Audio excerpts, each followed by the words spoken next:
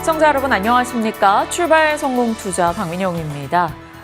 뉴욕 증시는 추수감사절 휴장을 앞두고 기분 좋은 마무리를 해냈습니다. 3일 연속해서 상승이었고요. AI 진영도 굳건했습니다. 다만 최근에 알파벳 중심의 상승에서 알파벳은 차익 실현으로 쉬어가는 분위기였고요. 엔비디아의 회복이 눈에 띄었는데요. AI 진영 덕분에 필라델피아 반도체 지수도 오늘 괜찮은 시세였죠. 어제 국내장에서도 SK하이닉스가 막판 스퍼트를 보여줬는데요. 일단 삼성전자와 반도체 소부장 중심으로 응집돼 있던 반도체 센티가 SK하이닉스와 HBM 쪽으로 다시 한번 확산될 수 있을지 지켜봐야 될 것 같습니다. 여기에 금리 인하 내러티브가 한 번 더 강화되고 있는데요. 국내장 어떤 전략을 취해야 될지 고민해 보도록 하죠. 자, 뉴욕장의 분위기부터 확인합니다. 11월 들어서 뉴욕 증시가 많이 흔들렸었는데 AI 트레이드가 부활하고 저가 매수세가 유입되면서 그리고 12월 금리 인하에 대한 기대감이 본격적으로 다시금 살아나면서 뉴욕 증시 분위기도 좋았습니다. 특히 지금 추수감사절 휴일을 이제 하루 앞둔 날이었거든요. 그러면서 거래량이 줄고 변동성이 커질 수밖에 없는 시점인데 그럼에도 불구하고 증시는 상승으로 거래를 마쳤습니다. 나스닥 지수 0.8%, S&P와 다우지수 0.7% 가까운 플러스였습니다. 추수감사절 연휴가 껴있는 주간을 기준으로는 12년 만에 최고의 주간을 보냈다는 점도 눈에 띄었습니다.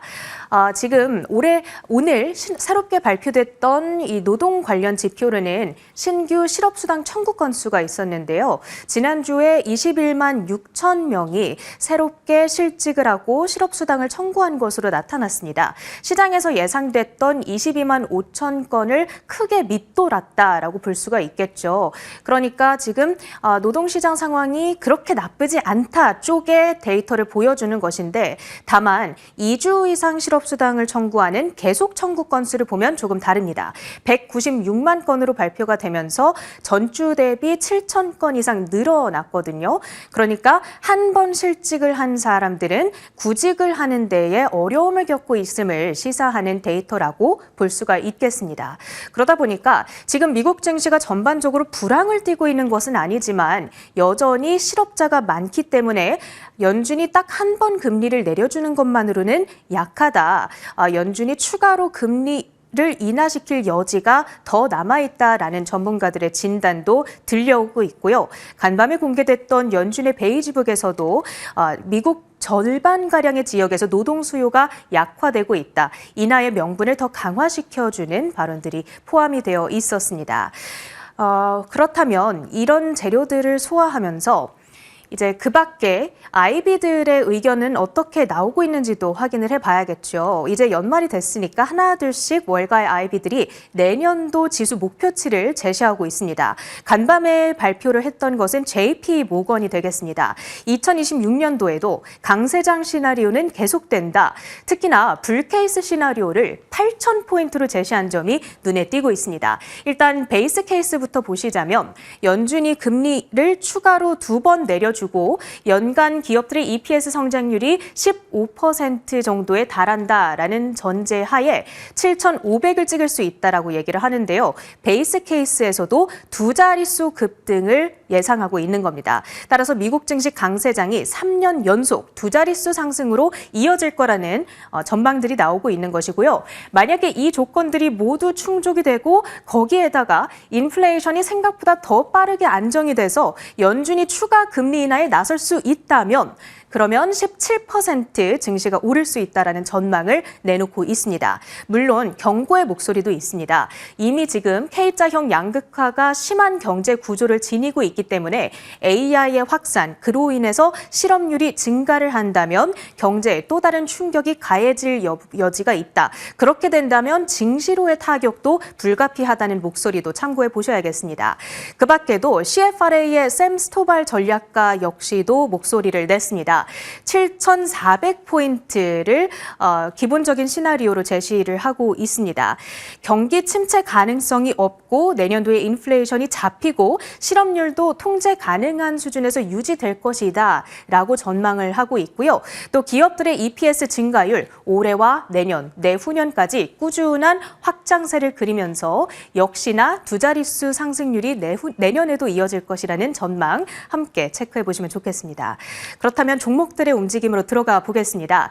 일단 엔비디아가 1.4% 올랐다는 점이 반갑게 느껴지는 오늘장이고요. 그런 반면에 구글 TPU의 부상으로 연일 최고가를 경신했던 알파벳의 주가는 오늘 1%가량 쉬어가는 하루를 보냈습니다. 그런데 TPU의 최대 수혜주로 현재 급부상하고 있는 브로드컴의 주가가 3.3% 급등했다는 점은 또 눈에 띄고 있거든요. 메타가 TPU를 채택할 가능성이 지금 있는 가운데서 만약에 그렇게 된다면 가장 큰 수혜를 볼 만한 종목으로서 브로드컴이 시장에서 주목을 받고 있습니다. 그런 가운데 골드만삭스에서 오늘 목표가를 435달러로 높여 잡은 점도 호재였고요. 간밤의 종가는 397달러였습니다. 지금 시장에서는 엔비디아 진영 그리고 구글 진영이 함께 올라갈 것이다라는 기대감. 일단 오늘의 흐름만 보면 강화되고 있다고 진단해 볼 수 있겠죠. 그 밖에 반도체주들도 전체적으로 강했습니다. 필라델피아 반도체 지수 3% 가까이 상승했다는 점 체킹이 되고요. 델 테크놀로지스 어제 이 시간에 장 마감 후 실적을 발표했던 종목이었습니다. D램과 낸드 가격이 급등함으로써 마진이 깎일 것이다라는 우려가 있었는데 가격을 인상시킴으로써 그 마진을 방어했다라는 점이 돋보이는 실적이었고요.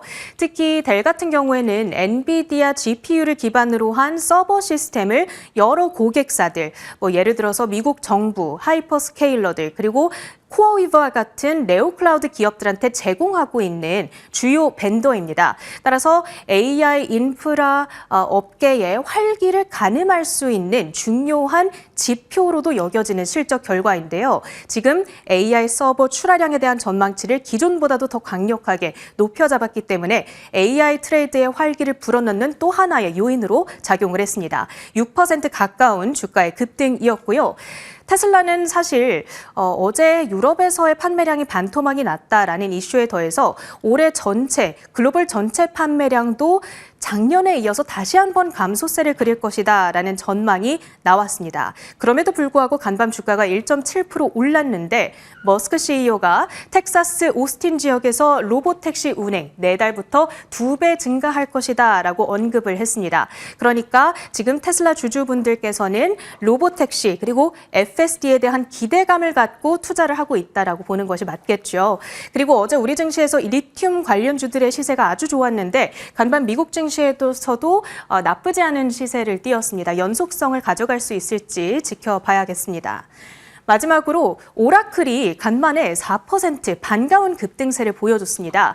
도이체방크 측에서 매수 의견과 함께 목표 주가를 375달러, 아주 강력한 수준이죠. 거의 2배 가까이 뛸 수 있을 것이라는 전망을 재확인시켜줬습니다. 물론 최근 CDS를 중심으로 해서 재무와 운영 관련 리스크가 있는 것은 사실이나 하지만 그보다는 기회 요인이 더 크다. 특히 오픈AI 고객사의 백로그 수주 잔고를 기준으로 봤을 때에는 ROI가 매우 높다라는 의견과 함께 리스크 대비 보상이 상방 쪽으로 상당히 기울어져 있다. 따라서 최근의 주가 하락은 매수의 매력적인 진입 기회라는 진단까지 체크해 보시면 좋겠습니다. 그 밖에는 원자력과 SMR 관련주들의 시세도 양호했습니다. 특히 블룸에너지의 경우에는 미국 최대 연기금인 캘리포니아 공무원 연금의 지분 확대 이슈 속에서 7%대에 뛰어 올랐고요. 간밤 비트코인과 이더리움 가격의 반등에 따라서 여러 관련주들의 시세도 양호했다는 점 확인해 드립니다. 그렇다면 국내 증시의 연결 포인트들 어떻게 짚어보면 좋을지 민영 앵커가 전해드립니다.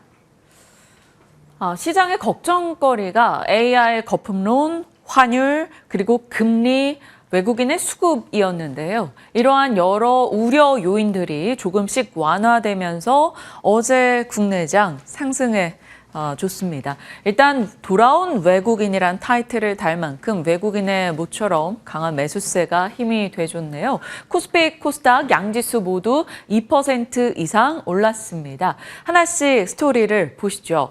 어제 전달드렸던 대로 케빈 해싯이 연준 의장으로 거론이 되면서 금리 인하 혹은 완화적인 통화 정책이 앞으로 추후 강화되겠다라는 기대감이 높아졌죠. 거기에 러시아, 우크라이나 종전 모드 이것은 에너지 물가에 대한 걱정을 낮춥니다. 인플레 우려가 준다라는 것이죠. 이로 인해서 금리 인하 스토리가 강화됐고요.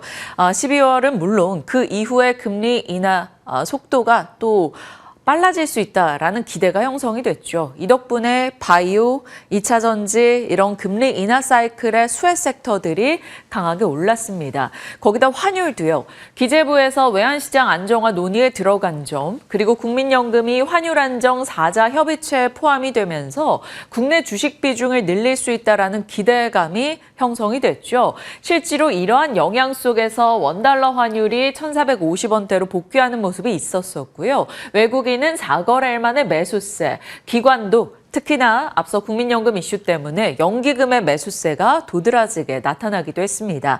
이 때문에 어제는 전체적으로 지수 자체가 좋았던 하루가 될 수 있었죠. 반도체, 바이오, 2차 전지, 큰 형님 섹터가 다 같이 가는 분위기가 형성됐기 때문입니다. 그러면 섹터별로 이슈를 체크해 보시죠. 자, 구글이 AI 경쟁을 정당화해줬습니다. GPU냐 TPU냐 이것이 문제가 아니라 GPU, TPU 모두 학습과 추론이 모두 다 성장하며 AI 생태계 자체가 확장될 수 있다라는 기대로 해석이 가능하고요. 삼성전자와 이제 TPU 진영의 종목군들이 조금 더 강했습니다만 빠지던 SK 하이닉스가 그래도 막판에 되돌리면서 일정 부분 하락 마감이 아닌 그래도 상승 마감으로 끝났다라는 점 긍정적으로 볼 수 있겠습니다. 그리고 반도체 소부장 종목들도 하이닉스와 삼성전자 대비 조금 눌려있던 부분을 해소하며 굉장히 강하게 올라가는 어제였죠. 바이오도 마찬가지입니다. 미국에서도 바이오 지수들이 신고가를 기록했고 금리 인하 스토리에다가 눌려있었던 삼성 바이오로직스를 비롯해서 이번에 인적 분할 이슈 이후에 상장하고 나서 삼성 에피스홀딩스 등의 종목들이 어제는 상승했습니다. 그래서 투자 심리 부분에서도 나름 양호했다라고 볼 수 있겠죠. 삼성 바이오로직스 그 전날의 급락을 일단 뒤로 하고 1.4% 정도 하락을 멈췄고요. 삼성 에피스홀딩스도 8%의 급등이었죠. 2차 전지도 좋았습니다. 사실 어제는 장 초반에 바이오 쪽이 좀 더 힘을 내다가 후반에는 거의 2차 전지가 장악했던 느낌이었죠. ESS 시장이 미국도 중국도 키우겠다라는 의지를 강력하게 피력하면서 소재를 더 많이 사용하는 ESS 배터리이기 때문에 2차 전지 밸류체인 전반에 힘이 돼줬습니다. 거기다가 중국에서 리튬 공급 조절에 대한 이야기가 또다시 흘러나왔죠. 그래서 어제 에코프로 그룹주, 포스코 그룹주들 전방적으로 힘내는 모습이 눈에 띄었고요. 소재단에서 폐배터리사로 분류되는 세비캔도 16%의 급등 흐름을 나타냈고 에코프로 11%의 상승세, BM 등의 종목들도 같이 따라갔습니다. 이것의 자극제가 돼줬던 것은 리튬에 반응하는 미국의 앨범알이었죠. 미국의 앨범알의 시세가 계속 좋기 때문인데요. 앨범알이 6개월 동안 무려 113%나 올라왔습니다. 추가적인 2차 전지 진영에 힘을 실어줄 수 있을지 아니면 순환매의 성격이었을지는 지켜봐야겠습니다. AI 쪽이 살아나다 보니 전력과 원전, 범 AI 역시나 강세였죠. 트럼프가 전력난에 투자를 하겠다라는 점, 그리고 미국도 한국도 원전 산업에 대한 우호적인 이야기가 정부를 통해서 좀 흘러나오면서 어제 센티가 조금 개선되는 모습이었습니다. 자, 이러한 시장의 분위기가 더 이어질 수 있을지 지켜봐야겠죠. 지금 전체적으로 시장에서는 AI에 대한 거센 투자가 있었죠.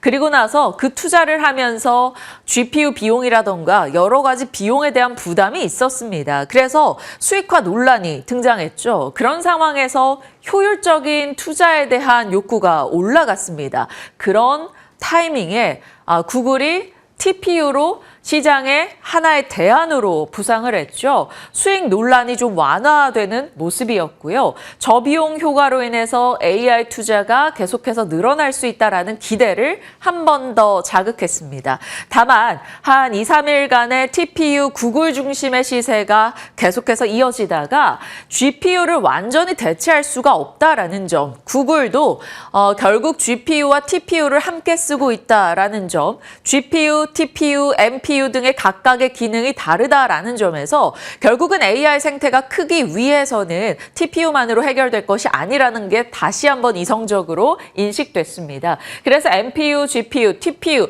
모두 다 함께 성장하는 구조로 간다라는 것이죠. 학습과 추론의 성장 속에서 AI 생태계가 확장될 수 있다라는 쪽에 초점이 맞춰지고 있고요. 결국에는 7세대 TPU 역시나 HBM 용량이 6배나 늘어났고 엔비디아의 루빈 울트라 역시나 HBM 용량이 크게 급증한다라는 점에서 HBM 시장의 확장으로 해석할 수 있다. 이것은 국내 반도체 진영에 여전히 긍정으로 볼 수 있겠습니다. 그러니까 마치 선택의 문제처럼 GPU냐 TPU냐 이것이 아니라 GPU 플러스 TPU로 바라볼 수 있는 시장이라는 것이죠. 그것은 결국 AI 반도체 진영의 전체적인 성장을 말합니다. 물론 센티 측면에서는 TPU, 삼성전자 훨씬 더 우위에 있었던 며칠이었었죠. 하지만 이것이 SK 하이닉스를 비롯한 좀 더 HBM 진영에 펀더멘털적인 위협이 있었는가? 그것은 아니다라는 겁니다. 그러면 순차적으로 다시금 AI 반도체 전방위적인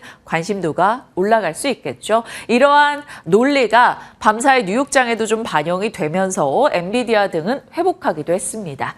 자, 어제 장 마감 이후에 나왔던 이슈입니다. 저희가 일정상으로 계속 체크했었던 내용이죠. 네이버와 두나무 합병에 대한 공식 이야기가 있었습니다. 결국 네이버의 손자 회사로 두나무가 들어가게 되죠. 네이버 파이낸셜, 국내 3,400만의 사용자가 있고요. 연간 결제액만 해도 80조라고 하죠. 국내 1위 핀테크 기업과 두나무가 결국 만남을 가졌습니다. 이로써 두나무는 네이버의 손자 회사로 들어가게 되고요. 이들의 만남에서 가장 많이 내다보고 있는 것은 원화 스테이블코인 생태계를 구축하는 것에 조금 더 속도가 나겠구나이죠. 기업 가치 비율은 1대 3.06이고요. 주식 교환 비율은 1대 2.54. 이대로 끝난 것은 아니고요. 주주 승인과 정부 승인이 남아 있습니다. 그래서 주주총회 예정 일자도 내년도 5월로 되어 있고요. 주주총회 승인이 필요하죠. 주식 교환 이후 통합법인의 주주를 살펴봤습니다. 개인들을 제외하고 봤을 때 네이버와 미래에셋금융, 하나투자, 우리기술투자, 카카오 인베스트 등이 되겠고요. 일단 이 소식이 나오고 애프터마켓에서 네이버 강세 흐름을 기록했고요. 시간 외에서 네이버 강세 흐름을 나타냈고 미래에셋증권, 하나투자증권 등도 일단은 상승세를 기록했습니다. 그런데 상승폭이 그리 크지는 않았어요. 한 1% 정도 오름세, 미래에셋증권과 하나투자증권은 시간 외 거래에서 1%대 각각의 상승을 나타내기도 했으니까요. 참고하시길 바랍니다. 네이버와 두나무에 대한 이야기. 그러면 이들이 자극할 것은 무엇일까요? 일단 순차적으로 봐야겠죠. 과연 네이버는 어떻게 될 것인가? 2019년도부터 2021년도, 그러니까 딱 기억나시죠? 코로나 시즌입니다. 이때 코로나 이슈 이후 전자상거래의 고성장으로 정말 네이버는 300% 가까운 상승을 나타내기도 했죠. 하지만 이때 고점 이후로 작년까지 보시면 57%나 밀렸습니다. 광고 시장이 침체됐고 일본, 라인 야후 같이 불확실성 이슈가 있어서 주가의 발목을 잡았었는데 올해 들어서는 나쁘진 않습니다만 다른 종목 대비해서 그리 좋다라고 볼 수도 없고요. 전체적인 코스피 지수 대비해서도 아웃퍼폼 해내진 못했습니다. 그런데 최근 들어서 이제 두나무 이슈로 인해서 관심을 받고 있던 찰나 AI와 스테이블 코인 이슈로 방향을 위로 잡아갈 수 있을 것인지 아니면 계속해서 시장 대비 그리 튀지 않는 흐름을 유지해서 주주들의 애가 타게 될 것인지 지켜봐야 되겠습니다. 투자자 입장에서 희망 회로를 살펴보면요. 일단 내년도는 금리 인하 사이클이고 암호화폐 거래액이 증가하게 되고 두나무 인수 효과까지 만약에 최종적으로 두나무 인수가 잘 완료가 된다면요. 두나무 인수 효과를 가늠해 봤을 때 영업이익이 네이버 측은 크게 늘어날 것이라는 거죠. 그래서 스테이블 코인 기반 커머스와 핀테크 쪽에 시너지가 창출되는 효과를 기대한다라는 게 증권가의 긍정적인 시각 포인트입니다. 이 희망회로대로 흘러갈 수 있을 것인지 좀 답답한 흐름을 보이고 있는 네이버에 대해서 추가적인 전략 챙겨보도록 하겠습니다. 자, 결국 네이버와 두나무의 만남에서 우리가 잡고 있는 키워드는 스테이블 코인입니다. 워낙 스테이블 코인의 개화 속도가 빨라지겠구나. 혹은 국내 스테이블 코인 유통 규모가 확대될 수 있다라는 얘기가 흘러나오고 있죠. 스테이블 코인의 밸류 체인 한번 살펴보시죠. 발행, 온체인 네트워크, 결제, 커스터디 지갑 혹은 유통 거래단에서 세계적인 기업들은 서클부터 코인베이스 혹은 러빈후드 조금 더 나아가면 페이팔 등등을 살펴볼 수가 있을 겁니다. 국내에서는 발행이나 혹은 각종 프로젝트를 진행하는 쪽이 네이버, 카카오, LGCNS, 금융사들, IT센 글로벌 등이 거론되고요. 결제 쪽에서는 NHNKCP 혹은 쿠콘, 헥토파이낸셜, 다날, 카카오페이 등이 이야기되고 있죠. 어제 시간 외에서도 일부 종목들이 조금은 반등하기도 했는데요. 어떻게 오늘 국내장에서 영향을 받아갈 수 있을지 지켜봐야겠습니다. 과거에도 스테이블 코인 관련주 하면 가상자산 종목들과 핀테크 그리고 결제 쪽의 종목들이었었죠. 여기 내에서 관심을 받을 수 있을지 체크하시죠. 자, 가상자산, 이 암호화폐 쪽에 대한 자극은 국내만 있었던 것은 아닙니다. 볼리비아의 자극이 등장했는데요. 볼리비아가 2020년도에 암호화폐 금지령을 시행했었죠. 그리고 2024년도 작년에 그 암호화폐 거래 금지를 해제했습니다. 그리고 나서 2025년 올해죠. 상반기에 암호화폐 거래액이 530%나 작년 대비 늘어납니다. 그리고 올해 11월 바로 어제 암호화폐 금융 시스템 정식 통합을 추진했죠. 결국 은행에 암호화폐 저축 대출 등을 허용하는 것이고요. 스테이블 코인의 제도권 편입을 허용하는 겁니다. 그러면 이 가상자산이 실질적인 가치 저장이나 결제 수단으로 작동하는 것을 시사하게 되는 것이고요. 이로 인해서 가상자산 암호화폐 이쪽으로 자금 유입이 있었죠. 때마침 JP모건은 최근에 12만 갔다가 8만까지 떨어진 이 비트코인 장기적으로 24만 달러까지 갈 수 있다. 이런 전망을 내기도 했습니다. 지금은 거래 가능한 매크로 자산군으로 전환이 됐기 때문에 매크로에 되게 많이 연동을 받아서 이런 변동이 있다라는 겁니다. 그만큼 제도권 안에 들어왔다라는 것을 뜻한다라는 내용인 거죠. 그래서 일단 미국 내에서도 서클, 코인베이스, 스트래티지, 로빈후드, 비트팜스, 비트마인 이런 종목들의 강세 흐름이 있었습니다. 그러면 국내에서 네이버 두나무 이슈 속에 떠올릴 수 있는 가상자산 그리고 이 스테이블 코인 암호화폐 미국에서의 시세 같이 연결이 될지 한번 지켜보도록 하겠습니다. 자, 뉴욕장입니다. 휴장 전이어서 거래량은 줄었으나 금리 인하 기대감 그리고 비트코인의 상승이 요즘에는 위험자산 선호로 해석이 되고 있기 때문에 뉴욕 증시 3대 지수 모두 올랐고요. 필라델피아 반도체 지수가 2.7% 상승했습니다. 자, 엔비디아, 브로드컴 등이 반등을 보여줬죠. 결국 GPU와 TPU가 AI 생태계를 더 키우는 일이다라는 것으로 해석을 할 수 있겠고요. 엔비디아의 반등 반가웠습니다. 그리고 델도요.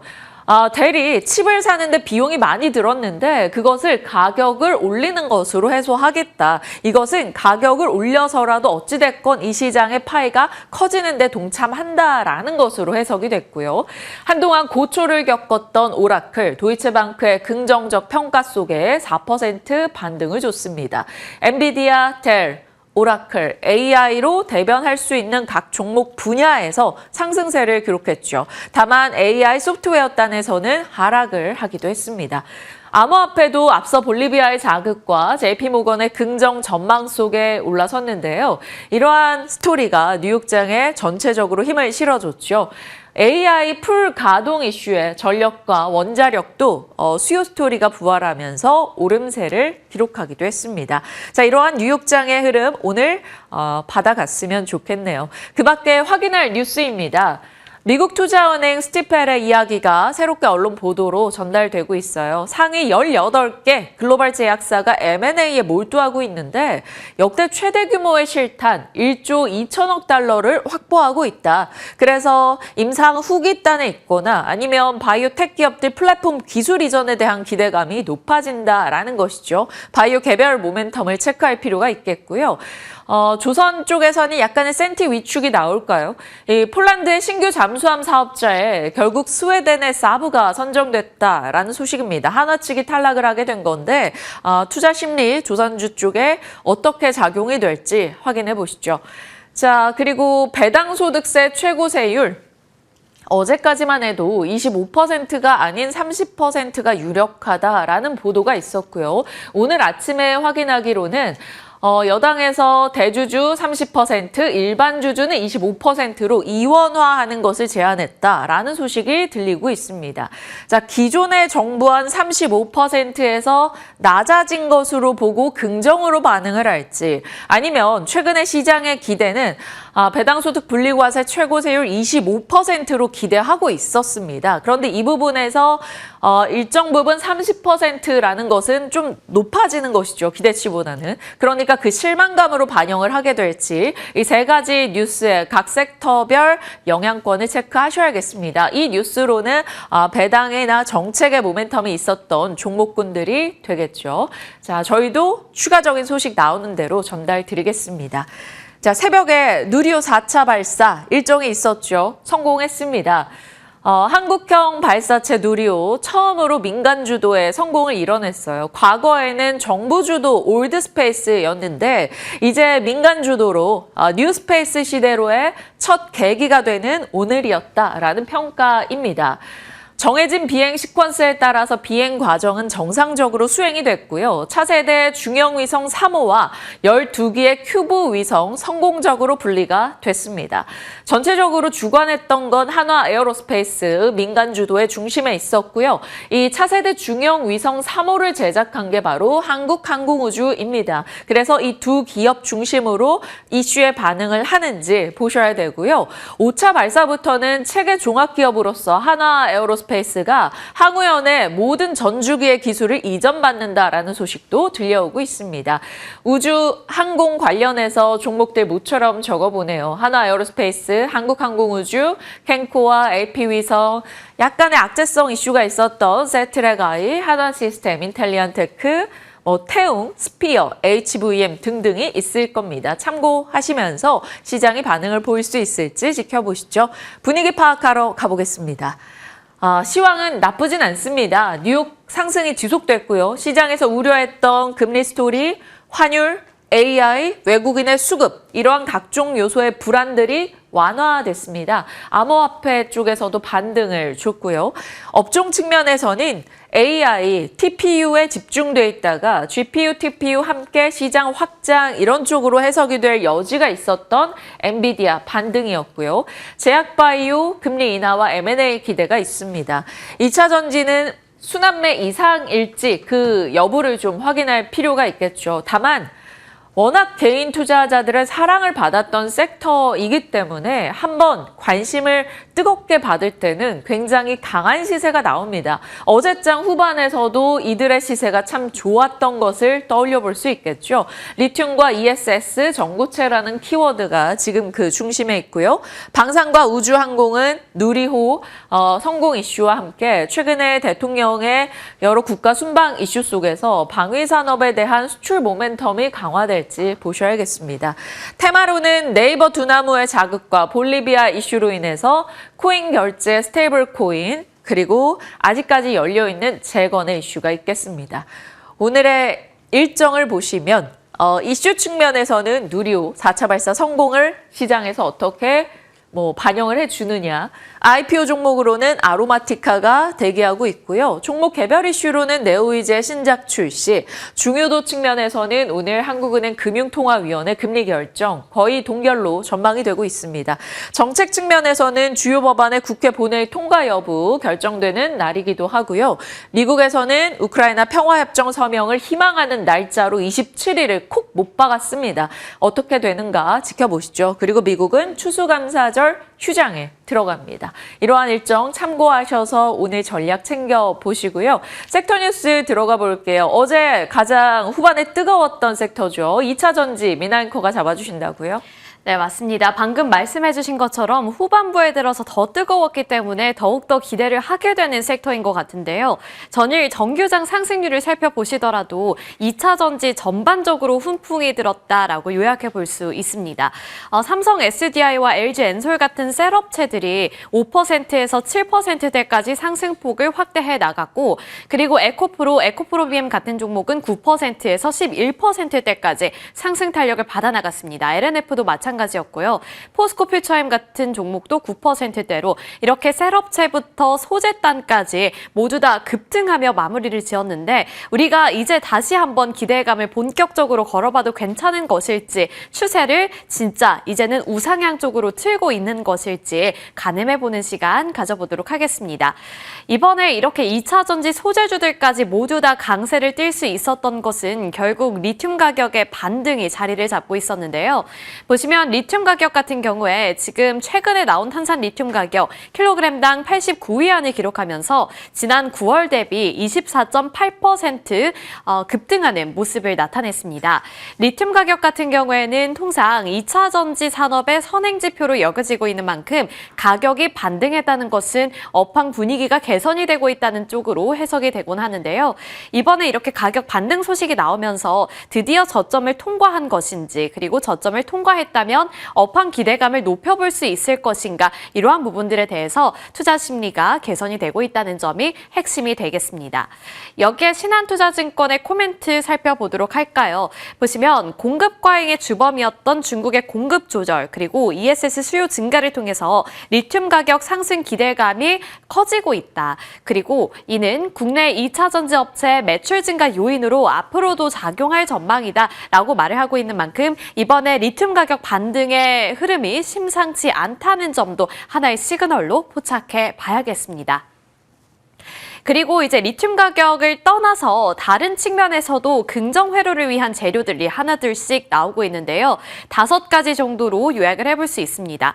사실 이 부분에 대해서는 2차 전지 섹터에 대해서 브리핑을 해드릴 때 여러 번 거론을 한 바 있기 때문에 간략하게만 보도록 할 텐데, 유럽 EV 시장에 대한 기대감은 여전히 짚히고 있습니다. 우선 유럽 시장 같은 경우에는 CO2 규제 강화 움직임이 나타나고 있고 보조금을 재개하고 있기 때문에 견조한 성장이 지속될 것이라는 전망이 나오고 있는 건데요. 다만 이 부분이 전체적으로 봤을 때는 긍정적이지만 잠시 뒤에 조금 더 자세하게 설명을 드리겠지만 아직까지는 우려스러운 부분도 있기는 합니다. 왜냐하면 미국에서는 뚜렷하게 중국을 견제하는 조치를 내놓고 있지만 유럽 같은 경우에는 아직까지는 완전 경쟁 시장이기 때문에 여기서 마켓 쉐어를 우리나라 기업들이 어떻게 가져가는지가 앞으로의 관건이 될 것으로 보이기 때문이고요. 나머지는 이제 모두들 다 아시는 부분이겠지만 미국이 중국을 견제하면서 지금 중국을 제외하고 우리나라 기업들이 반사수혜를 입을 수 있다라는 내러티브 계속해서 단단해지고 있습니다. 그리고 중국에서도 공급 조절에 나섰다는 점도 환경 자체를 개선시킬 수 있는 중요한 요인이 되겠습니다. 그리고 ESS가 이제 돌파구 전략을 마련할 수 있는 쪽이었는데 AI 그리고 전력 모멘텀이 다시 한번 강화되면서 ESS 수요에 대한 기대감도 다시 한번 높아지고 있다는 점 체크 포인트가 되겠고요. 가격 메리트를 보시더라도 이제 2차 전지하면 가격이 너무 많이 내렸다라는 것에 많은 분들께서 동의를 하실 텐데 그만큼 낙폭과대에 대한 투자 심리가 회복이 될 것이라는 점, 그리고 리튬 가격 반등 이 부분을 통해서 이제 리튬 가격으로 인해서 부담을 받았던 것들이 이제 주가에 거의 다 선반영이 됐구나라는 인식으로 퍼지고 있다는 점도 긍정적인 모멘텀이 되겠습니다. 이런 점들을 다 고려했을 때 신한투자증권에서는 LG 엔솔과 삼성 SDI를 탑픽으로 꼽고 있었고요.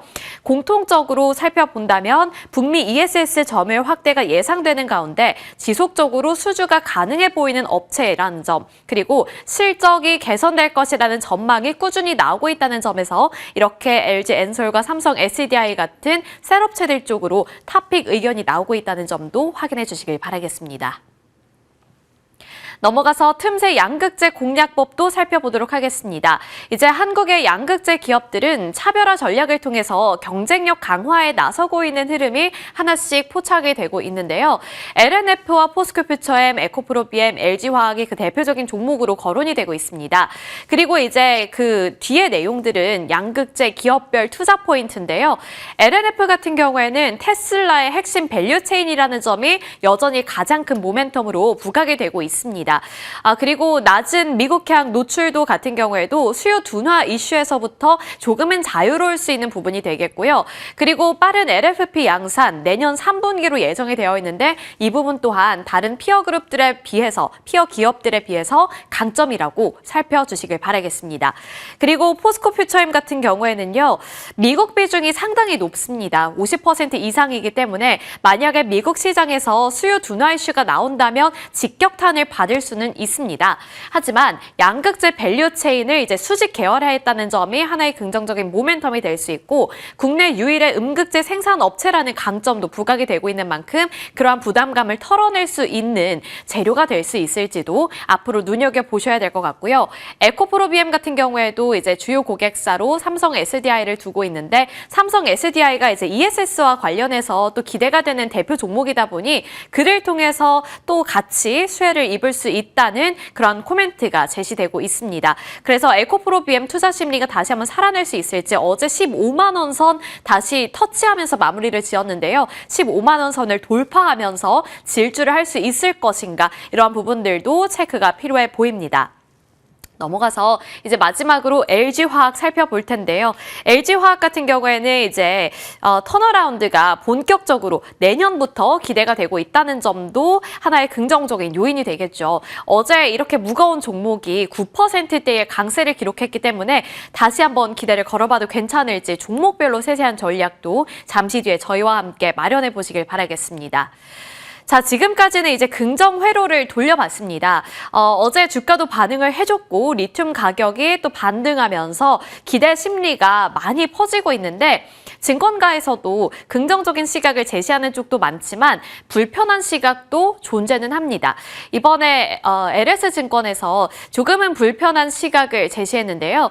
아직까지 2차 전지와 관련해서 캐즘은 현재 진행형이다라고 말을 했고 2차 전지에서 결국 가장 중요한 것은 EV향, 그러니까 전기차향의 성장이다라고 말을 하고 있습니다. ESS를 통해서 다시 매출을 확대할 수 있을 것이고 돌파구 전략을 마련할 수 있을 것이다가 하나의 가장 큰 기대 요인이었는데 그를 떠나서 결국에 본업인 전기차에서 뭔가 모멘텀이 확실하게 나와줘야만 캐즘을 벗어난 것이다 라고 말을 할 수 있다는 건데요. 그 내용들을 세부적으로 살펴보시면 2026년에서 2027년 글로벌 전기차량 2차 전지 성장률은 23%에서 26%대로 책정이 된다라는 부분을 조명하고 있습니다. 지금은 이제 EV 성장률보다 ESS 성장률이 조금 더 높게 책정이 되고 있는데 다만 아직까지는 지금 전기차의 비중이 절대적으로 높기 때문에 그 안에서 성과를 잘 만들어내야 된다는 겁니다. 그래서 2차 전지 전체 성장률이 2027년까지는 20%대에 머무를 수밖에 없다라는 관점을 제시하고 있는 건데 그 말은 즉슨 2차 전지가 정말 잘 갔었던 몇 년 전 50%대까지 이 성장률이 오르지는 못할 것이라고 유리천장처럼 좀 선을 긋고 있는 의견이었습니다. 그리고 한국의 셀 3사 성장률 같은 경우에는 글로벌 성장률을 하회할 것으로 예상을 했는데요. 이러한 부분들도 부담 요인이 되겠죠. 지금 미국과 유럽에 수요가 집중이 되어 있고 특히 미국 시장의 ESS 같은 경우에는 집중이 되어 있는 만큼 의존도가 상당히 높다는 점도 우려 요인으로 짚고 있었고요. 그리고 유럽 시장 가격 경쟁력에 따른 마켓 쉐어 하락 원인도 하나의 부담 포인트로 짚히고 있습니다. 앞서서 제가 유럽 시장에 대해서 전반적으로 설명을 드리기는 했는데 미국은 확실하게 중국을 견제하려는 조치를 나타내고 있지만 유럽 같은 경우에는 그러한 센 조치까지는 아니기 때문에 지금 유럽 시장에서는 중국 기업들의 전기차가 아직까지는 가격 메리트를 갖고 있기 때문에 완전 경쟁 시장에서 우리나라 기업들이 살아남을 수 있을 것인가는 확인이 더욱더 필요한 시점이라고 보고 있는 겁니다. 그리고 마지막으로 AI 데이터 센터 등 신성장 기대감이 존재하고는 있지만 이제 2, 3년간 전체 시장을 세분화해서 살펴봤을 때는 높은 성장을 비껴간 모습이다. 그러니까 우리가 기대하는 만큼 성과가 나오지 않을 가능성도 염두에 두자라는 시각 제시하고 있습니다. 그래서 이러한 환경 속에서 2차 전지를 향한 비중 축소 의견을 유지하겠다라고 LS증권은 말하고 있었는데요. 이제 여기서 관건은 이러한 우려감이 정말 주가에 선반영이 된 것일까? 그래서 어제를 기점으로 방향을 튼 것일까? 이것이 관건이 될 것 같고요. 만약에 그런 게 아니라면 반짝 상승에서 그치는 것이라면 여기서 만족을 해야 하는 것일까? 이러한 부분들에 대한 면밀한 고민이 필요한 시점입니다. 그리고 조금은 불편한 시각을 조금 더 좁혀서 리튬 가격에 대해서도 반박하는 듯한 의견이 나왔기 때문에 그 부분도 살펴보겠습니다. 어제 사실 이렇게 투자 심리를 끌어올린 주범이 바로 이 리튬 가격의 반등이었는데요. LS증권 같은 경우에는 이제 원재료 가격 같은 경우에 전방 수요가 가격 상승을 견인을 해야만 그때 가서야 유의미한 결과라고 볼 수 있다고 말을 하고 있습니다. 결론적으로 좀 쉽게 말씀을 드리자면 리튬 가격 전망치가 중단기적으로 봤을 때는 가격 안정세라는 의견이 우세할 수 있지만 지금 V자형 반등보다는 바닥 다지기에 가깝다 이렇게 요약을 하고 있었고요. 단기적인 관점으로 살펴보신다면 원재료가 상승 그러니까 어제 봤던 리튬 가격 상승 같은 경우에 재고평가손 환입작용으로는 작용할 가능성이 있지만 현재 시장 상황 속에 타이트한 재고 관리를 고려했을 때 영향은 제한적일 것으로 전망을 하고 있습니다.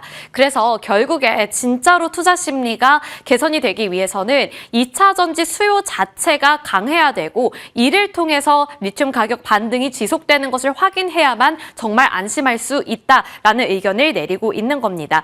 그래서 지금은 이렇게 리튬 가격이라든지 2차 전지 업황 자체에 대해서 긍정적인 시각이 점차 커지고 있는 것도 맞고요. 그리고 가격이 워낙 두드려 맞았다 보니까 가격 메리트에 대한 기대감이 다 같이 반영이 되면서 시장에서 반응이 나오고 있는 것은 맞지만 펀더멘탈적으로 봤을 때는 여전히 우리가 좀 긴 호흡으로 체크를 해봐야 하는 요인들도 남아있다는 점은 꼭 체크가 필요해 보입니다.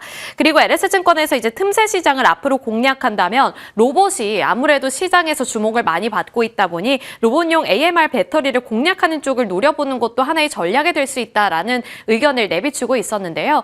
아직 뭐 확실하게 시장에서 인정을 해주거나 반응을 해주고 있지는 않지만 삼성 SDI라든지 LG엔솔, 코인테크 같은 경우에는 로봇 배터리와 관련해서 보도 내용이 있었거나 그리고 그런 소식을 전한 바 있었던 기업들이기 때문에 한 번쯤은 눈여겨보시는 것도 좋을 것 같습니다.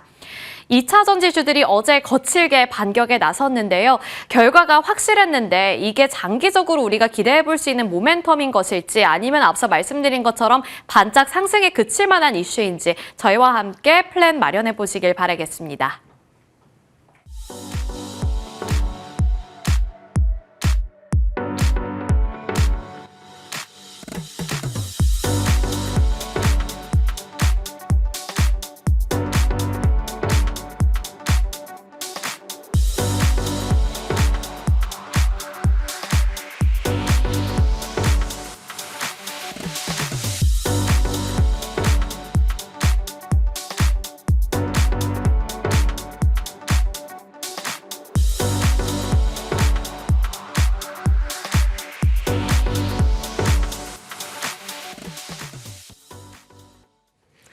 네, 목요일입니다. 목요일인데 금요일 같은 기분이 드는 것은 또 밤에 미국이 휴장이기 때문이 아닐까 싶습니다. 어떻게 바라봐야 될지 포트 정리해 보도록 하죠. 잠시 후에 오실 해운솔루션 이종호 팀장님과 도착하신 IS 김태성 본부장님과 함께합니다. 어서 오세요. 네, 안녕하세요. 안녕하십니까.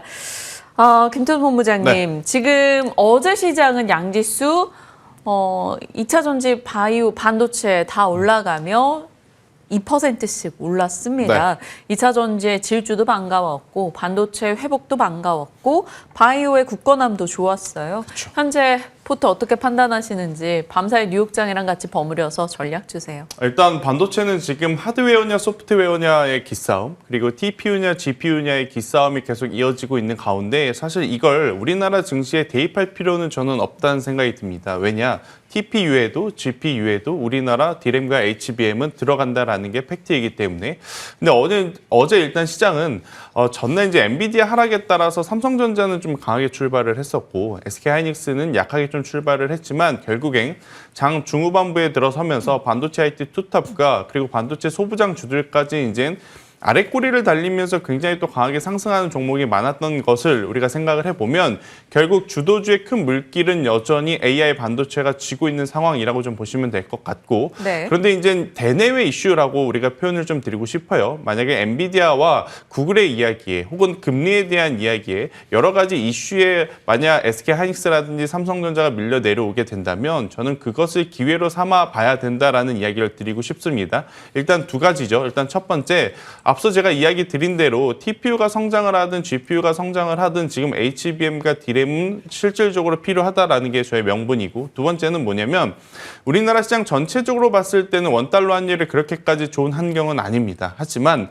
수출하는 업체 입장에서 보면 대표적으로 반도체와 자동차를 좀 꼽아볼 수는 있을 것 같은데 그들의 입장으로 보면 지금 3분기 원달러 환율이 만약 4분기 재무제표에 영향을 준다 했었을 때 굉장히 높은 영업이익을 찍어줄 가능성이 높다는 생각이 듭니다. 더군다나 D램의 현물 가격이 이렇게 천정부지로 높이 솟아 있는 상황에서 원달러 환율 수혜까지 받게 된다면 저는 삼성전자, SK하이닉스는 적어도 내년 1분기까지의 실적은 크게 무리 없지 않을까 이렇게 좀 정리드릴 수 있을 것 같아서 향간에 지금 떠도는 삼성전자의 제품은 뭐 구글에 들어가고 SK하이닉스는 아니지 않냐라는 이야기도 있겠지만 사실 브로드컴에 먼저 제품을 납품하기 시작한 쪽은 오히려 SK하이닉스였던 것을 생각을 해보면 우리나라 안에서 코스피 시장 안에서 삼성전자가 좋냐 SK하이닉스가 좋냐 싸울 필요가 없다. 그냥 5대5로 지금은 가져가는 게 맞지 않겠는가. 사실 작년과 재작년은 SK하이닉스가 7, 그리고 삼성전자의 3, 아니면 HBM을 더 좋게 보신 분들은 SK하이닉스의 8, 삼성전자 2 이렇게 좀 가져가셨겠지만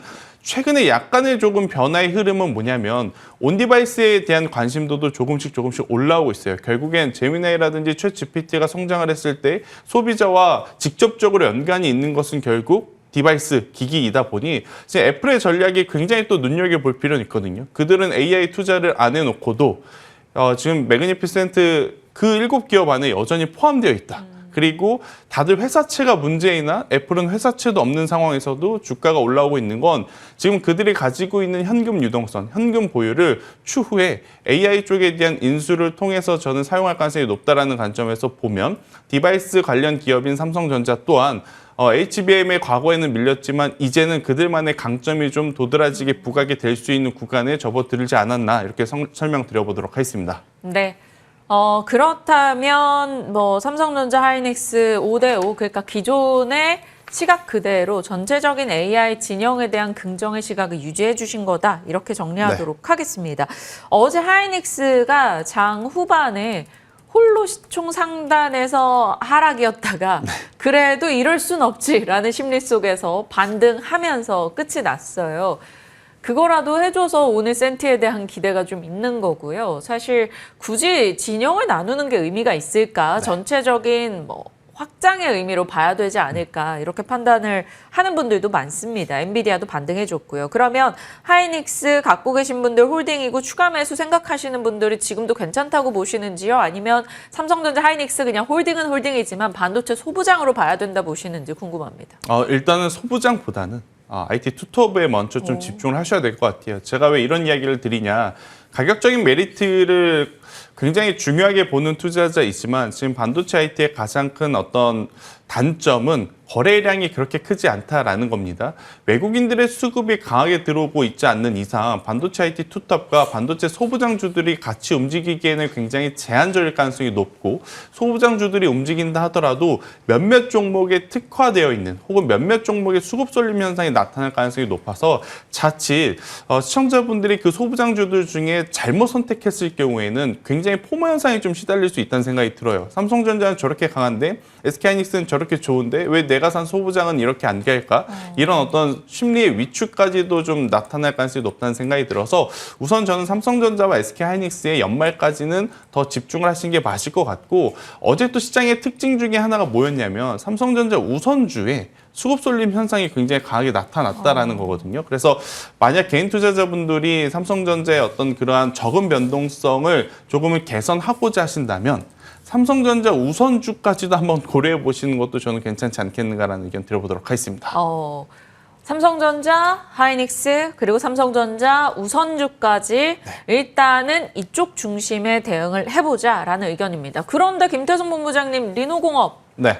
TPU 때문에 테스트 소켓해서 갔단 말이죠. 이런 건 어떻게 해요? 그러니까 이쪽도 너무 단기적인 시세를 보면 기대를 하면 실망감이 더 커요. 왜냐 제가 리노공업 좋다 해도 이제 올라왔으니까 제가 이야기 드리는 거지 지난 2달 동안 가지고 계신 분들 왜 이렇게 안 가? 라고 생각하셨을 분들 많거든요. 지금의 시세는 그 어려움과 그 답답함을 견디신 분들에 대한 선물이다 생각을 하고 있고 저는 지금 구간에서 공격적으로 쫓아갔을 경우에는 또 이제 하이리스크 하이리턴이라고 해서 지금 가격대는 아무래도 이제 좀 부담스럽지 않을까 싶습니다. 많이 올라온 건 아니지만 저는 지금은 절대적으로 조금 조정이 나왔을 때 그 답답함을 이겨내실 수 있는 분들에 한해서 모아가는 전략이 반도체 소부장 내에서는 가장 좋은 전략일 수 있겠다라는 의견 드리겠습니다. 네, 압축된 반도체 전략 살펴봤습니다. 뱅크 오브 아메리카에서도 TPU가 경쟁을 심화시키겠지만 결국 전체적인 시장 성장에 주목하라라면서 엔비디아, 브로드컴, AMD 등등의 긍정의 의견을 내기도 했었는데요. 비슷한 맥락의 전략과 함께 삼성전자, 하이닉스 모두 긍정 답변을 주셨습니다. 자, 이정호 팀장이 오셨어요. 팀장님, 시장 어떻게 판단하시는지 또 팀장님의 잭슨왕 약간 고초를 겪었다가 다시 반등을 줬습니다. 이 반도체 중심의 전략도 업데이트 해주시죠. 반도체 관련해가지고는 이상이 없지 않나라고 생각이 들고 있습니다. 기존에 계속된 AI 거품론이나 이런 부분이 어느 정도 해소가 됐다라고 생각이 들고 있어요. 가장 중요했던 12월 달에 금리 동결론이나 이런 부분도 어느 정도 해소가 되면서 시장에 전반적으로 훈풍이 불고 있지 않나라고 생각이 드는데 반도체 관련해가지고 어제장의 흐름이 좀 이상하게 움직이지 않았나. 기존에 SK하이닉스가 더욱더 강세를 보였던 시장이 이제는 삼성전자 쪽으로 더욱더 수급이 들어오는 이유가 뭘까라고 고민을 해봤는데 TPU 쪽으로 삼성전자가 더욱더 수혜가 될 가능성이 높지 않나. 왜냐하면 SK하이닉스 같은 경우는 계속적으로 HBM 완판이다 했던 부분이 있기 때문에 만약 여기서 TPU까지 들어간다라고 봤을 때는 어떻게 보면 캐파 물량이나 이런 부분이 처리할 수가 없는 부분이 있기 때문에 보다 여유가 있는 삼성전자 쪽으로 수급이 들어왔나라고 생각이 드는 부분도 있고 어제장에서 외국인들의 수급이 눈에 띄게 조금 차별화가 됐다라고 생각이 들고 있습니다. 기존에 어떻게 보면 SK하이닉스 쪽으로 집중된 외국인들의 수급 쏠림 현상들이 이제는 삼성전자 쪽으로 이동을 하면서 어느 정도 외국인들이 삼성전자 담아가는 모습세가 나오고 있고 SK하이닉스는 아직까지도 순매도가 계속적으로 유의에 있다라고 생각이 들고 있습니다. 그런 부분에 있어서 삼성전자가 수급적인 꼬임 현상이나 이런 부분이 어느 정도 개선이 되면서 보다 SK하이닉스보다 나은 모습세가 나오고 있다라고 생각이 들고 있고 소부장 관련해가지고는 다들 알다시피 TPU 얘기가 나오면서 이수페타시스가 제일 많이 부각이 되고 기판 관련주들이 부각이 되고 있지만 저는 그 중에서도 대덕전자를 계속적으로 얘기를 해드렸던 부분이 있기 때문에 어떻게 보면 고점에서 어제장에서 좀 아쉬운 흐름이 나왔다라고 생각이 들고 있어요. 하지만 기판 관련해가지고는 내년, 내후년까지도 이상이 없는 부분이 나오고 있기 때문에 어떻게 보면 기판 관련주들을 집중적으로 보자라고 말씀을 해드리겠습니다. 네, 여전히 기판에 대한 긍정의 시각 한 번 더 확인해 주셨네요. 반도체 진영 살펴봤고요.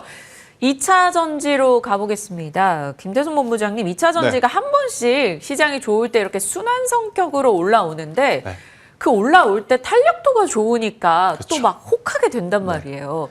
ESS, 전고체, 리튬. 그런데 최근에는 ESS와 리튬 쪽의 이슈가 꽤 강하게 나오면서 기존에 강했던 소재들, 예전에 강했던 소재들이 정말 탄력적이었습니다. 네. 이거 배팅해도 될까요? 아니면 보유자분들의 영역일까요? 일단 결과부터 좀 말씀드리면 배팅을 좀 해보셔도 저는 괜찮지 않을까라는 생각이 듭니다. 참 2차 전지라는 게 사면 물리고 안 사면 또 움직이는 대표적인 섹터인 것 같아요. 그럼에도 불구하고 제가 조금은 공격적으로 말씀드리는 이유는 뭐냐? 일단 이틀 사이에 테슬라에 대한 뉴스가 굉장히 많이 쏟아졌습니다. 오늘 같은 경우에는 테슬라의 자율주행, 어제 같은 경우에는 테슬라의 유럽 판매량. 그런데 어제 저는 유의미 있는 흐름들이 나왔다 생각이 듭니다. 왜냐? 테슬라의 로보택시보다 그동안 테슬라 같은 경우에는 2차 전지 혹은 전기차 판매량의 우리나라 2차 전지주들에 대한 흐름들이 조금은 커플링돼서 움직인 모습들이 굉장히 많았었거든요. 그런데 유럽에서의 급감 소식에도 이제 리튬 가격의 상승과 ESS 에너지 저장 장치에 대한 모멘텀을 가지고 이제는 별도로 좀 움직이는 것을 완벽하게 확인을 한 첫날이 어제가 아니었나라는 생각이 들어서 저는 추후에 에너지 저장 장치에 대한 수요가 늘어감에 따라서 우리나라 관련주들에 대한 상승세도 충분히 나타날 가능성이 굉장히 높다라고 좀 말씀드릴 수 있을 것 같고, 테슬라는 지금 화면에 나오는 것처럼 이제는 완전히 자율주행으로서의 기업으로 이제 평가를 좀 하는 것 같아요. 그래서 이제 자율주행 쪽은 자율주행 쪽으로 보시고, 2차 전지는 이제 에너지 저장 장치 쪽에 특화되어 있는 부분을 저는 좀 강조드리고 싶고, 리튬 가격이 상승을 했다 그래서 지금 아침에 LS 쪽에서 나온 어떤 증권 리포트를 보면 네. 가지고 있는 재고가 많지 않기 때문에 재고 자산에 그렇게 크게 영향을 주지 않을 거다라는 이야기를 좀 하시더라고요. 저도 이제 그것에 동의는 하는데, 여기에 저는 또 다른 틈새 시장을 여러분들께 좀 말씀드리고 싶은 건, 그렇다면 폐배터리 쪽은 다르다. 이건 본인들이 재고를 만들어낼 수 있는 거거든요. 재생산을 통해서. 그래서 만약 지금처럼 리튬 가격이 높을 때 그들이 공장 가동률을 올리게 되면 생산해내는 리튬의 어떤 재활용 가격이 올라가기에 저는 세비캠이라든지 성일 하이텍 같은 경우에는 상대적으로 조금은 더 강한 모습을 보일 수 있을 확률이 높지 않을까라는 의견 한번 조심스럽게 드려보도록 하겠고요. 그래도 대세는 에너지 저장 장치 쪽으로 보시는 게 저는 맞을 것 같다라는 의견까지 한번 드려보도록 하겠습니다. 네. ESS 관련한 종목군들 플러스 알파로 폐배터리 종목들, 어제 세비캠, 성일하이텍 이런 쪽의 종목들이 반응이 있었던 것도 떠올려 볼 수 있겠죠. 자, 2차 전지 어떻게 살펴보시는지 이종호 팀장님의 시각 확인해 보겠습니다. 2차 전지 혹은 화학주를 해주셔도 상관이 없어요. 네, 화학주냐 2차 전지냐 고민을 하시는데, 화학주는 약간 작년에 2차 전지의 느낌이 난다라고 생각이 들고 있어요. 2차 전지도 작년 같은 경우도 어떻게 보면 실적 개선이나 이런 부분이 이뤄진다 했던 부분이 있었는데, 생각보다 그런 기대감적으로 한 차례 불다가 어느 정도 조정이 나오고 나서 실적이 뚜렷하게 나와줄 때 그때 올라줬다라고 생각을 하고 있기 때문에, 물론 화학주 같은 경우도 정말 바닥권까지 왔다라고 생각이 들고 있습니다. 그렇기 때문에 이번 연도에 뭐 구조조정이나 설비 재배치나 이런 부분이 얘기가 나와주면서 바닥권 탈피하는 모세는 나왔지만, 투자자 입장에서는 제일 중요한 건 실적에 대한 개선과 이런 부분이 뚜렷하게 나올 때 그때부터 집중된 수급이 들어올 가능성이 높다라고 생각이 들고 있고, 지금은 뭐 장기 투자자 입장에서 들어오는 수급세나 이런 부분이지만, 물론 주가가 어느 정도 상승을 하려고 한다라면 단기 투자자들의 수급이나 이런 부분이 들어와야 보다 더 쉽게 간다라고 생각이 들고 있고, 2차 전지 같은 경우는 이제 진짜 바닥권을 다졌다라고 생각이 들고 있어요.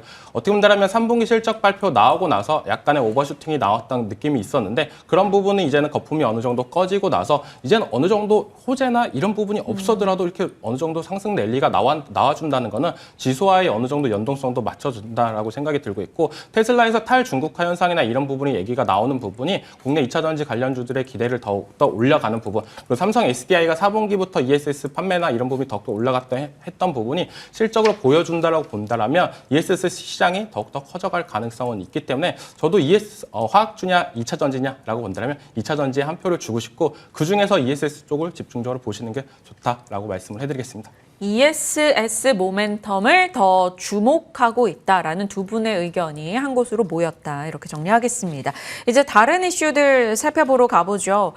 앞서 네이버 좀 자세히 브리핑을 했었는데, 과거에 급등했다가 광고 시장의 정체 혹은 일본 관련 노이즈로 인해 네이버가 작년까지 시달렸었고요. 올해는 한 최근 2, 3년 대비해서는 좋았지만 시장 대비해서는 그리 선전하진 못했습니다. 네이버가 이제 두나무를 품게 되면서 손자회사로 두나무를 받아들였어요. 김태성 본부장님, 네. 관련해서 이제 두나무와 네이버 파이낸셜의 만남이 1 더하기 1 그 이상이 될 것이다 라고 보는 시각도 있고요. 네이버에 뭘 기대하냐라는 보수적인 목소리들도 있습니다. 네이버와 스테이블 코인 그 관련해서 결제주들 어떻게 판단하시는지 궁금해요. 제가 지난주에도 한번 좀 말씀드렸던 것 같아요. 다른 코너 시간에. 지금 현재 가상화폐 시장이 핫할 때가 아니다 보니 약간의 타이밍에 대한 아쉬움이 좀 있습니다. 물론 이번 주에 급락에 따른 기술적 반등세는 나오지만 예전보다는 지금 거래 대금 자체가 너무 줄어든 게 가장 큰 단점인 상황 속에 이 스테이블 코인 관련해서 이제 두나무의 합병이 네이버에 얼만큼 시너지 효과를 줄지는 저는 조금은 더 지켜봐야 된다. 하지만 네이버 입장에서는 크게 주주가치 훼손을 할 수 있는 1대3 비율이 아니었던 것. 그러니까 시장의 예상은 1대3이었는데 막상 뚜껑을 열어보니까 1대2.5 정도의 비율이다 보니 일정 부분 네이버 파이낸셜 쪽에는 조금은 주주 훼손 가치가 덜한 상황에서의 이제 합병임을 감안을 해보면 네이버 같은 경우에는 그렇게 나쁜 선택은 아니지 않겠는가 이렇게 정리 한번 드려보도록 하겠고요.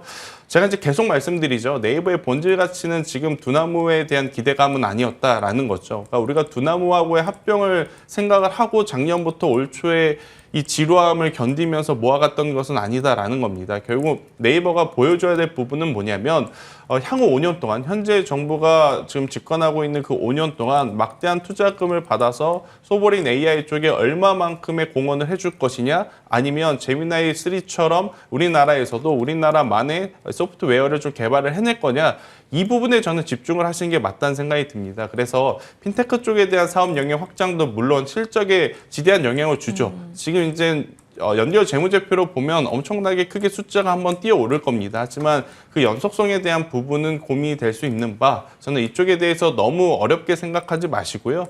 네이버는 소버린 AI 플러스 로봇이라는 모멘텀을 가지고 길게 보신다 했었을 때는 저는 충분히 좋은 결과를 낼 수 있겠다. 그리고 저는 현재 가격도 굉장히 메리트 있다라는 의견을 한번 드려보도록 하겠습니다. 네, 네이버에 대해서는 지금도 접근 가능한 긍정이다라는 겁니다. 그러면 다날, NHN, KCP, 쿠콘, 헥토파이낸셜 이런 건요?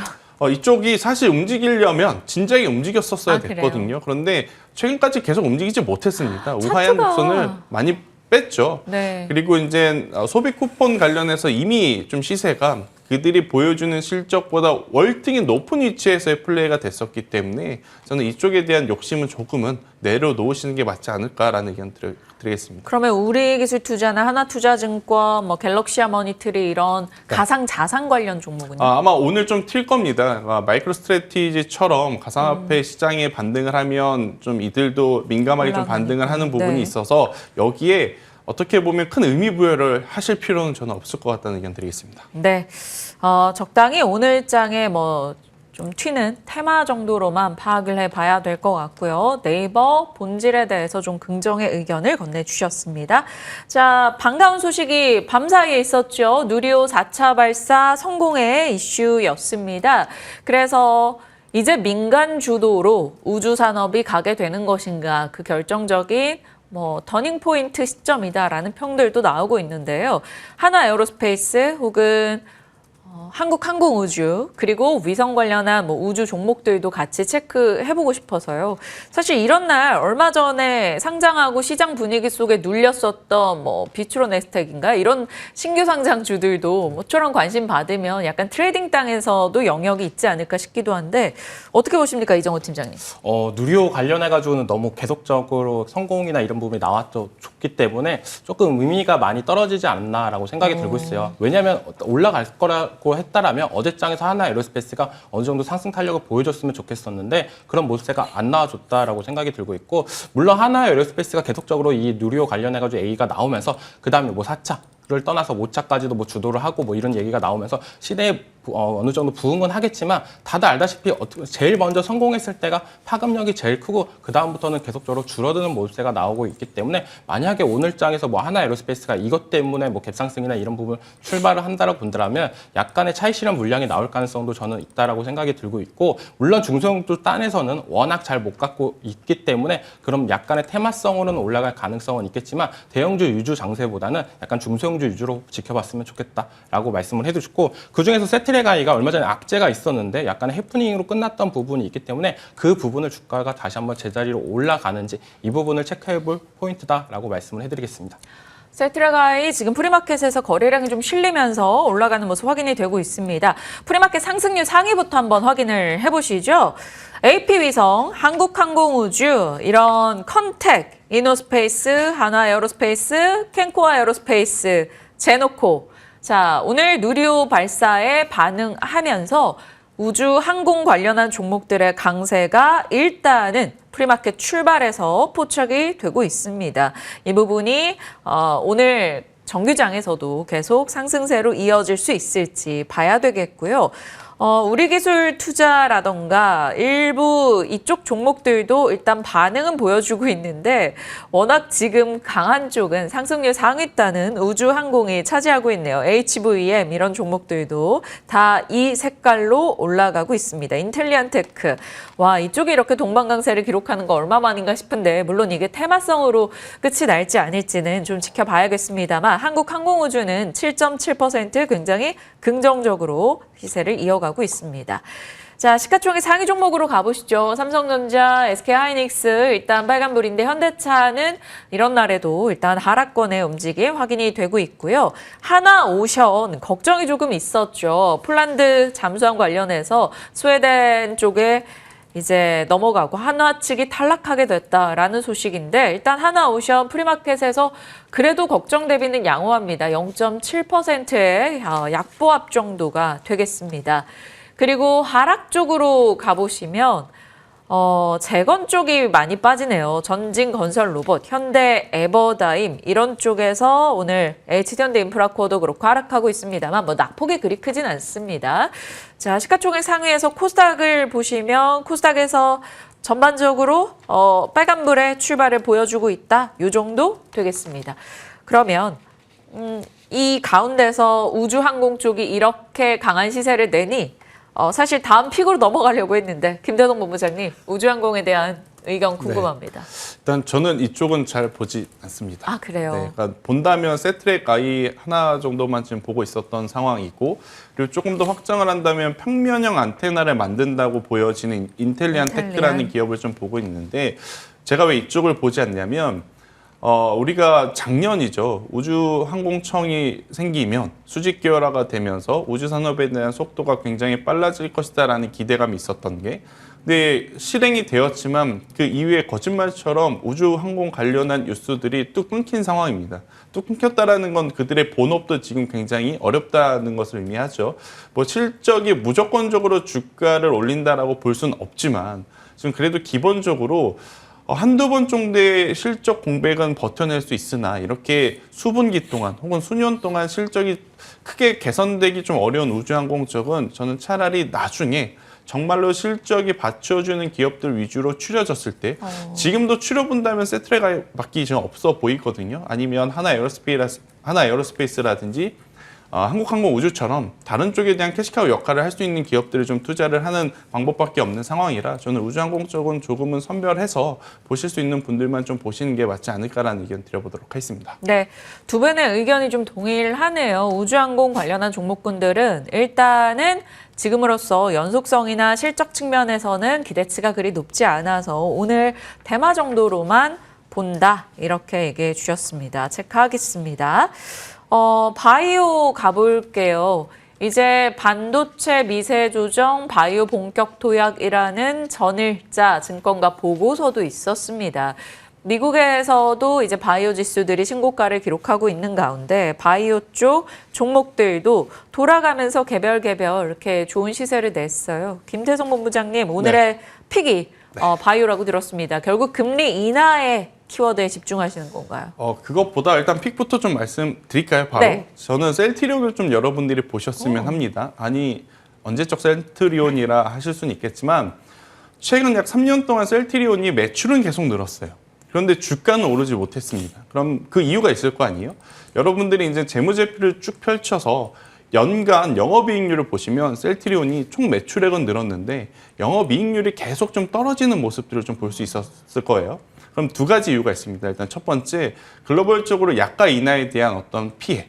그리고 이제 두 번째, 아무래도 우리나라 제품이 유럽이라든지 북미 시장에 진출을 하려면 일회성 비용이라고 보여지는 광고성 비용들이 계속 증가를 할 수밖에 없거든요. 네. 그러한 비용들이 겹쳐지는 시기가 있었어요. 그런데 올해 들어오면서 그 줄어들었던 영업이익률이 셀트리온뿐만 아니라 셀트리온 제약에서 동시다발적으로 예전의 퍼포먼스를 좀 찾아가는 모습들을 나오고 있는 것을 확인을 해보면 이제는 그동안에 이제 비용 지출했던 부분에 대한 감가상각이 모두 마무리가 되어 간다. 그래서 여기서 다가오는 4분기 실적에 한 번 더 영업이익률의 회복 개선세만 좀 보여준다면 저는 충분히 실적에 대한 레버리지 효과를 좀 기대를 하면서 주가도 상승 탄력을 강하게 보여줄 가능성이 높다. 이렇게 좀 설명을 좀 드리고 싶습니다.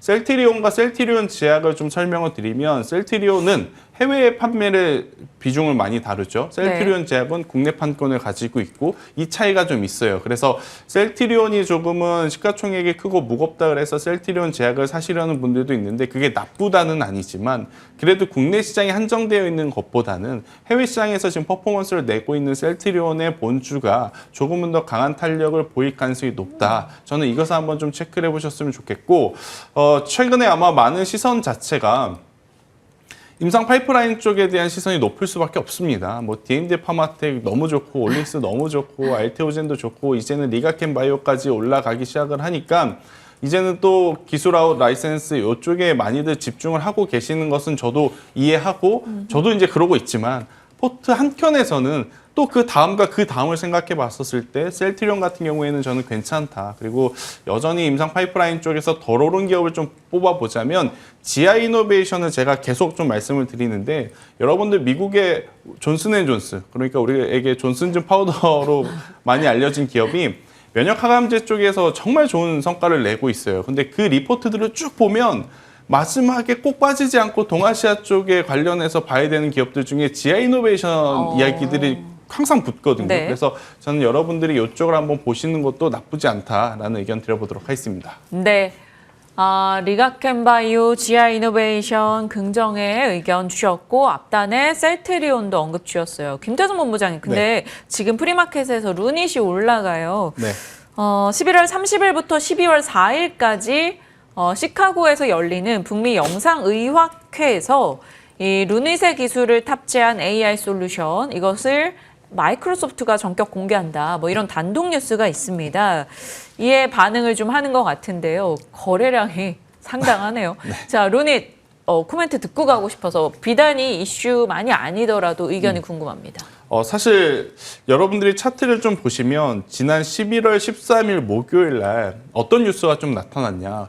빠르게 실적 개선이 좀 안 될 것 같다라는 뉴스가 나왔을 때 이때 대량 거래량을 좀 동반한 음봉 캔들이 좀 발생이 됐었거든요.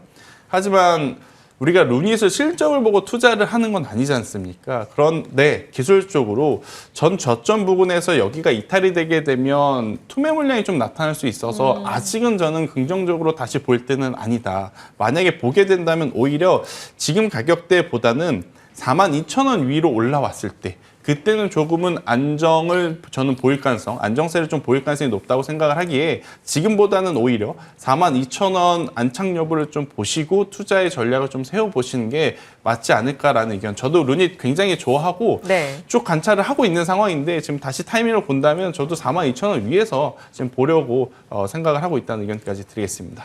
이러다 오늘 급등해서 42,000원 위로 가면 어떡해요? 괜찮습니다. 사서 손실 보는 그 심리적 압박감보다 포모가 더 낫다. 네. 알겠습니다. 지금 저희 얘기하고 있는 사이 루닛이 상승폭을 한 2% 정도 더 키워서 7% 정도 올라가는 모습 확인되고 있고요. 말씀 주신 GI 이노베이션도 4% 정도 프리마켓 기준 좋습니다. 루닛 가니까 신테카바이오 이런 종목들도 같이 좀 가고 있네요. 그럼 온코크로스 가나요? 네, 갑니다.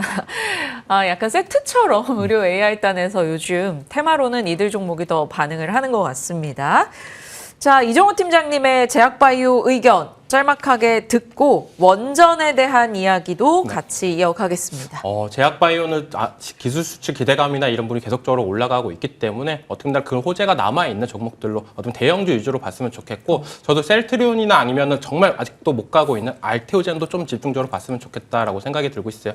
어떻게 본다면 코스닥 시총 1위인 모습세가 있는데 다른 종목들이 다 올라가고 어떻게 본다면 지금 알테오젠밖에 안 남지 않나라고 생각을 하고 있기 때문에 전고점이 충분히 돌파 여력은 있다라고 말씀을 해드리고 싶고 그 다음에 이제 원전으로 돌아가서 말씀을 해드리면 원전 관련해가지고도 조정이 많이 들어왔다라고 생각이 들고 있습니다.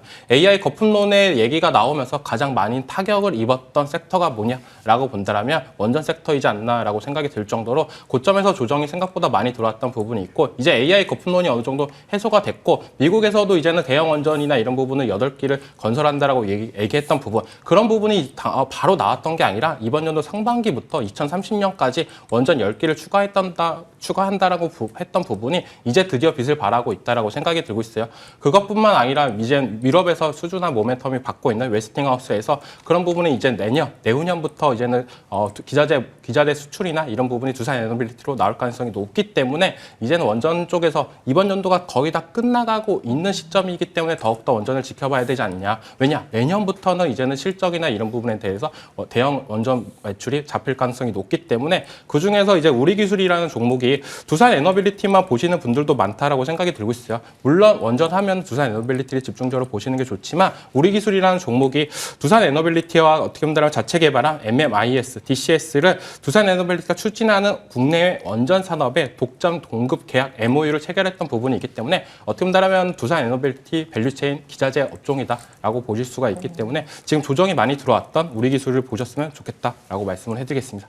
네, 반도체나 바이오나 원전이나 다 미국 혹은 빅테크, 빅파마 등이 필요로 하는 것에서 오늘 키워드를 좀 뽑아볼 수 있었던 것 같습니다. 두 분이 눈여겨보시는 섹터나 종목들 한 번 더 체크해 주시면서 대응해 주시길 바랄게요. 자, 이정우 팀장님, 김태성 본부장님과 이야기 나눠봤습니다. 고맙습니다.